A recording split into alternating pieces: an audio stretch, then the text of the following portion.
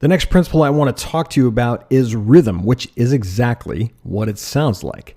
Rhythm occurs when the intervals between elements, okay, we looked at negative space a minute ago. Rhythm occurs when those intervals are predictable, when they're similar in size, when they're similar in shape, when they're similar in length.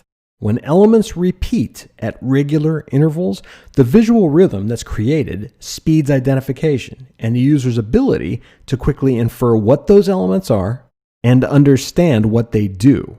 I'm going to give you an example. Here's LinkedIn on the iPhone 6S, as it were. Here's how rhythm works in this situation. Okay, and again, I want you to think of rhythm in terms of music. Okay, when you listen to music, there's usually a meter. There's a time signature where you go 1, 2, 1, 2, 1, 2, or 1, 2, 3, 1, 2, 3, 1, 2, 3. Okay, there's a rhythm. Take any popular song and tap it out, and you'll get a rhythm. So in this layout, rhythm works like this. 1, 2, 3, 1, 2, 3, 1, 2, 3, 1, 2, 3, 1, 2, 3. You see that? Those elements, because they are all related, because they are all the same type of information, follow the same rhythm. Person's picture, their name, and a summary of the message. Constant, consistent, repeated. 1, 2, 3, 1, 2, 3, 1, 2, 3. Two or more of anything in a layout when they're related, okay, when they're the same size, when they're the same shape, when they're the same font, when they are visually treated the same way, and of course, when their meaning is the same, two or more of anything in those cases implies related structure. These things go together. These things work together. These things perform similar functions. Okay, that's how rhythm is communicated in a layout. Even in something as dense and as visually complex as this is, there is most certainly rhythm present, and it works like this. We're going to start at the top left, we're going to go across, and then we're going to go down. All right, so take a look at the top left menu. 1, 2, 3, 4, 5, 6, 7. Those 7 elements are related. There is a rhythm there because of their proximity to each other, because of the negative space between them, because they're all the same size and essentially the same shape. All right, that's rhythm. Go to the right, same thing, 3 related elements. Next to that, same thing, 3 related elements. Down here in the main nav, it happens again. Navigation under that, same deal. Breadcrumbs underneath that, same deal. The filters and options on the right-hand side also have their own rhythm.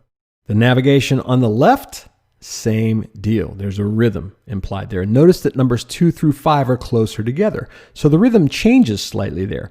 But because it's in the same spot, because it falls directly underneath, and because the relationship between those 4 things are consistent, the rhythm is maintained. Okay, there's a break, there's a chorus between the verses, but it still works. So this happens all over this layout, and you have rhythms within rhythms. Okay, it just keeps happening.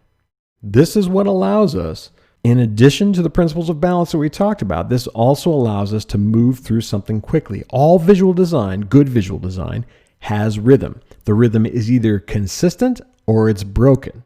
When it's consistent, we have a greater understanding almost instantly of structure, of how things are related, of how things are organized, of how we get to other parts of the interface. But here's the thing. If you create structure, you also have to control it. And I want you to keep that in mind, because the other principles that we're going to go through in this course are the means by which you control that structure. Setting out rhythm is fine, but if, for instance, on a screen like this, there is a ton of visual information, you have to work a lot harder to control that structure, to control how it appears, to control how people move through it, and to control the degree of complexity that people have to contend with as they move through things. So, design mantra 7 is this: visual rhythm speeds comprehension and use. Never forget that. Just like a song gets your toes tapping or in your head goes, yeah, da, da, da, da, da, da, da, da, da. It's the same thing, except it happens visually.